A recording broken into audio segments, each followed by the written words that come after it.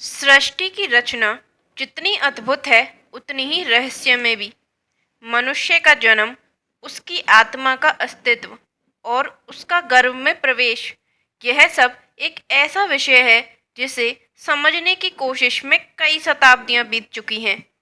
हर माता पिता के जीवन में वह अद्भुत पल आता है जब उनके घर में नन्हे कदमों की आहट होती है।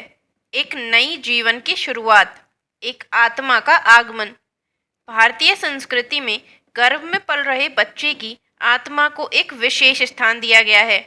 यह कहानी उसी अद्भुत यात्रा की है जिसमें हम जानेंगे कि कैसे एक माँ के गर्भ में पल रही आत्मा अपनी यात्रा को समझती है, अपने परिवेश को भोगती है और दुनिया में आने की तैयारी करती है।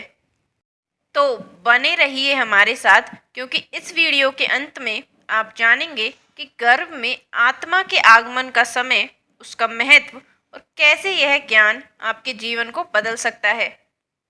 शास्त्रों में कहा गया है कि आत्मा अमर है, यह न जन्म लेती है न मरती है। गीता में भगवान कृष्ण अर्जुन को समझाते हैं कि न हन्यते हन्यमाने शरीरे, यानी शरीर के नष्ट होने पर भी आत्मा का अंत नहीं होता। आत्मा केवल एक शरीर से दूसरे शरीर में स्थानांतरित होती है। बहुत समय पहले की बात है। एक राजा था जिसका नाम था राजा धर्मसेन। वह एक धर्मपरायण और न्यायप्रिय शासक था, लेकिन उसे एक ही चिंता सताती थी, उसके वंश का विस्तार। रानी सुमित्रा और राजा ने वर्षों तक भगवान की आराधना की, यज्ञ किए, तपस्या की, लेकिन संतान सुख प्राप्त नहीं हुआ। एक दिन एक महान ऋषि महर्षि अत्रि उनके महल में आए। राजा ने अपनी व्यथा ऋषि को सुनाई। महर्षि ने ध्यान लगाया और कहा, हे राजन, भगवान तुम्हारी प्रार्थना जरूर सुनेंगे। तुम्हारे गर्भ से एक अद्वितीय बालक का जन्म होगा, लेकिन याद रखना, यह केवल शरीर का जन्म नहीं होगा। आत्मा का गर्भ में प्रवेश और वहां होने वाला ज्ञान भी महत्वपूर्ण होगा। राजा और रानी ने यह बात ध्यान में रखी। कुछ महीनों बाद रानी सुमित्रा गर्भवती हुई। जैसे ही रानी के गर्भ में नवजीवन का संचार हुआ, एक अद्भुत घटना घटी। ब्रह्मलोक में बैठे देवताओं ने एक आत्मा को चुना जो इस बालक के रूप में पृथ्वी पर जन्म लेने वाली थी। यह आत्मा कोई साधारण आत्मा नहीं थी। इसे 7 जन्मों तक कठोर तपस्या के बाद मानव जन्म का वरदान मिला था। जब वह आत्मा गर्भ में प्रवेश कर रही थी तो उसे नारायण का आशीर्वाद प्राप्त हुआ। भगवान विष्णु ने कहा, हे आत्मा, तुम्हें गर्भ में रहते हुए ब्रह्मांड के सभी ज्ञान का अनुभव होगा। यह तुम्हारी यात्रा का सबसे महत्वपूर्ण चरण होगा। ध्यान रखना, इस ज्ञान को धारण करना और समझना कठिन है। आत्मा ने नम्रता से सर झुकाया और गर्भ में प्रवेश कर गई। गर्भ का वह अंधकार में स्थान जो बाहर से साधारण लगता है, आत्मा के लिए एक दिव्य स्थान बन गया। वहां एक दिव्य प्रकाश प्रकट हुआ। आत्मा ने देखा कि एक तेजस्वी ऋषि उसके सामने प्रकट हुए। वह ऋषि और कोई नहीं बल्कि महर्षि नारद थे। महर्षि नारद ने आत्मा को बताया, हे आत्मा, ये गर्भ केवल तुम्हारे शारीरिक विकास का स्थान नहीं है। यहाँ तुम्हें ब्रह्मांड के रहस्यों का ज्ञान होगा। ध्यान से सुनो और इसे अपने हृदय में धारण करो। महर्षि नारद ने आत्मा को एक के बाद एक महत्वपूर्ण शिक्षाएं दी। पहला, जीवन का उद्देश्य। मनुष्य का जीवन केवल भोग और सुख के लिए नहीं है, यह एक साधन है। यहाँ तुम्हें अपने कर्मों का फल भोगना है और मोक्ष की ओर अग्रसर होना है। दूसरा, कर्म और पुनर्जन्म। हर आत्मा अपने कर्मों के आधार पर जन्म लेती है। तुम्हारा यह जन्म तुम्हारे पिछले कर्मों का परिणाम है, लेकिन याद रखना, अच्छे कर्म तुम्हारे अगले जन्म को बेहतर बनाएंगे। तीसरा, मृत्यु का सत्य। मृत्यु का अर्थ अंत नहीं है, बल्कि एक नया आरंभ है। आत्मा अमर है और शरीर उसका केवल एक वस्त्र है। चौथा, ईश्वर का ज्ञान। संसार में जो भी है वह परमात्मा का ही अंश है। सृष्टि के हर कण में ईश्वर का वास है। इस सत्य को कभी मत भूलना। आत्मा ने महर्षि से पूछा, हे ऋषिवर, मुझे यदि यह सब ज्ञान मिल रहा है तो मैं इसे जन्म लेने के बाद क्यों भूल जाऊंगा। महर्षि नारद मुस्कुराए और बोले, यह प्रकृति का नियम है। जब तुम इस संसार में प्रवेश करोगे माया तुम्हें घेर लेगी, लेकिन यह ज्ञान तुम्हारे भीतर छिपा रहेगा। जब तुम ध्यान करोगे, साधना करोगे, तो यह ज्ञान पुनः जागृत हो जाएगा। गर्भ में रहकर आत्मा ने इन सभी शिक्षाओं का आत्मसात किया। उसे अपनी पिछली यात्राओं की यादें भी आने लगीं। उसने देखा कि कैसे उसने कुछ जन्मों में पुण्य किए और कुछ में पाप। उसने यह भी महसूस किया कि उसका यह जन्म उसके लिए एक नया अवसर है।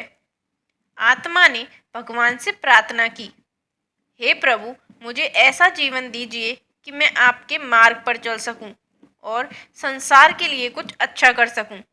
जैसे जैसे समय बीतता गया वह आत्मा गर्भ के पूर्ण रूप से विकसित हुई। रानी सुमित्रा को दिव्य स्वप्न आने लगे। उन्होंने स्वप्न में देखा कि एक तेजस्वी बालक उनकी गोद में खेल रहा है और चारों ओर देवता उनको आशीर्वाद दे रहे हैं।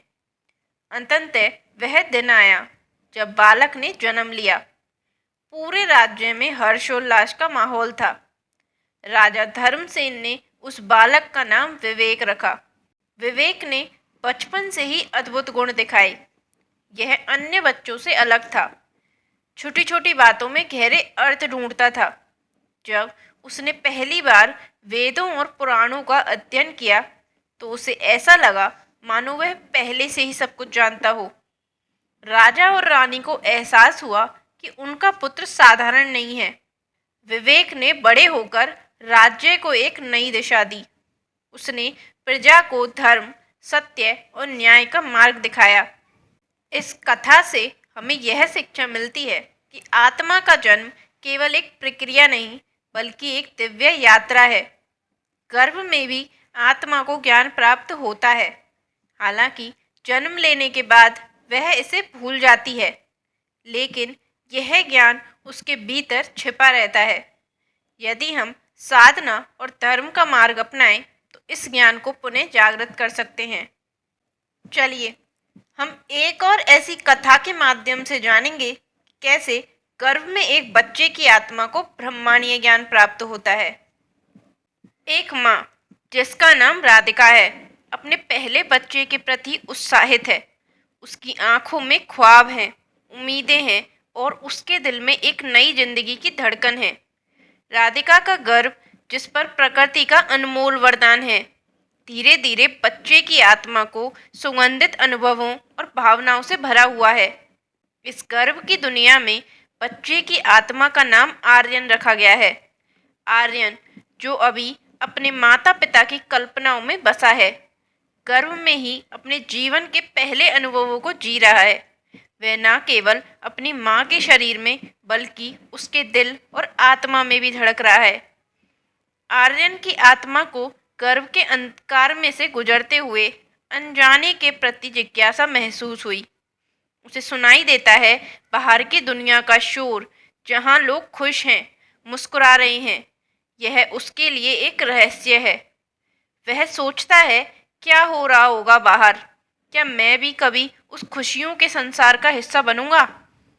आर्यन की आत्मा एक साधारण बच्चे की तरह नहीं है। वह पहले से ही जानता है कि वह एक खास उद्देश्य लेकर आया है। उसकी आत्मा ने आसमान की ऊंचाइयां छुई हैं और अनेक जन्मों में यात्रा की है।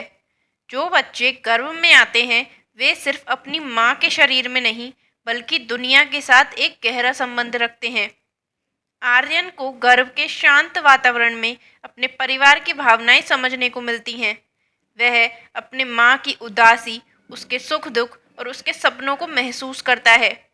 वह ये जानता है कि उसकी माँ की आंखों में एक अद्भुत चमक है।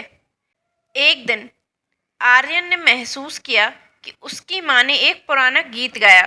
वह गीत उसके दिल को छू गया। उस गीत में प्यार था, समर्पण था और एक माता के दिल की आवाज़ थी।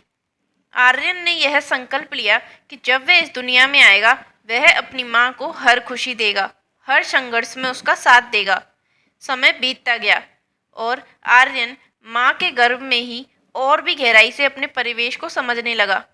वह अपने पिता की आवाज़ों को पहचानने लगा। जब पिता घर में प्रवेश करते थे तो उनकी हंसी और बातचीत आर्यन को गर्माहट देती थी। उसने महसूस किया कि उसके पिता का प्यार बहुत गहरा है। राधिका और उसके पति आलोक अपने पहले बच्चे के लिए तैयारियों में जुटे रहते हैं। वे बच्चे के लिए कपड़े, खिलौने और नाम सोचते हैं। आलोक ने एक दिन पूछा, क्या तुम्हें लगता है कि हमारा बच्चा जानता है कि हम क्या कर रहे हैं? राधिका ने मुस्कुराते हुए कहा, हाँ, वह सब कुछ महसूस कर रहा है। हमारी खुशियाँ उसकी खुशियाँ हैं। आर्यन अपने माता पिता के संवादों को सुनकर खुश होता था। वह समझता था कि वह पहले से ही बहुत प्यार पाया हुआ है। उसने ठान लिया कि वह अपने माता पिता की उम्मीदों पर खरा उतरेगा। लेकिन हर कहानी में सुख दुख का मिला जुला रूप होता है। एक दिन जब राधिका अपनी डॉक्टर के पास गई थी, उसे पता चला कि उसे कुछ खास सावधानियों की जरूरत है। यह सुनकर आर्यन की आत्मा में हलचल मच गई। उसने महसूस किया कि उसकी माँ को कुछ चिंता हो रही है। वह समझ गया कि यह चिंताएं सिर्फ उसकी नहीं बल्कि उसके परिवार की भी हैं। आर्यन ने उस समय खुद से कहा, मुझे शक्ति दे माँ, मैं तुम्हारे लिए मजबूत बनूंगा। मैं तुम्हारे दुख को मिटा दूंगा। वह अपने गर्भ में ही पूरी ताकत लगाकर अपनी माँ को सकारात्मक ऊर्जा देना चाहता था। उसने खुद को दिलासा देते हुए कहा, मैं तुम्हें हमेशा समर्थन दूंगा। हम इससे पार पाएंगे। अभी भी राधिका के मन में हलचल थी। उसे डर था क्या किसी कारणवश उसका बच्चा नहीं आ पाएगा। लेकिन आर्यन ने अपनी माँ के दिल में चल रही इन चिंताओं को बाहर निकालने का प्रयास किया। उसने सोचा, माँ, तुम मजबूत हो। तुम्हारी आत्मा में एक अद्भुत ताकत है। तुम कभी हार मत मानो। कुछ हफ्ते बाद राधिका ने महसूस किया कि उसे सामान्य से ज़्यादा ऊर्जा मिल रही है। वह ऊर्जा आर्यन के प्यार और समर्थन से उत्पन्न हुई थी। ऊर्जावान अनुभवों ने उसकी चिंता को कम कर दिया। उस दिन राधिका ने आलोक से कहा, मुझे लगता है हमारी आर्यन आत्मा ने हमें नया जीवन दिया है। उस समय आर्यन ने अपनी माँ को सच्चे प्यार का एहसास कराया। उसे गर्व से ही यह पता था कि जब वह दुनिया में आएगा तो वह अपने माता पिता को अपनी खुशियों से भर देगा। अंत में वह दिन आ गया जब आर्यन का जन्म हुआ।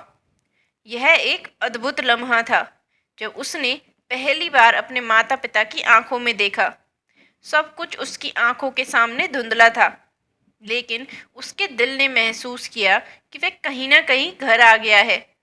राधिका ने जब अपने नन्हे से बेटे को गले लगाया तो उसकी आंखों में आंसू थे। उन्होंने अपने बेटे से कहा, तुमने मेरा सब कुछ बदल दिया है। तुम मेरे लिए नए जीवन हो। इस पल आर्यन ने अपनी माँ की आत्मा से एक अनोखा बंधन बनाया। वह जानता था कि वह सब कुछ भुला सकता है, लेकिन अपने माता पिता का प्यार कभी नहीं। आर्यन के जीवन में अब एक नई यात्रा की शुरुआत थी। उसके जीवन में अब नई चुनौतियाँ, नई खुशियाँ और नई यात्राएं थीं। हर पल, चाहे वह रो रहा हो या मुस्कुरा रहा हो, उसकी आत्मा अपने माता पिता के लिए प्यार भरी चाहत से भरी थी। आर्यन की कहानी सिर्फ उसकी नहीं थी, बल्कि एक माँ की भी थी, जिसने अपनी आत्मा को अपने बच्चे के खातिर साकार किया। उन्होंने एक नई दुनिया की शुरुआत की, जहाँ गायन, खेल और प्यार की कहानी आगे बढ़ी। जीवन का हर क्षण अमूल्य है। हमें इसे केवल भोग विलास में नहीं बल्कि ज्ञान और धर्म में लगाना चाहिए। गर्भ में आत्मा को मिलने वाला यह ज्ञान हमें ये याद दिलाता है कि जीवन केवल सांसारिक सुखों के लिए नहीं बल्कि आत्मा के उत्थान के लिए है।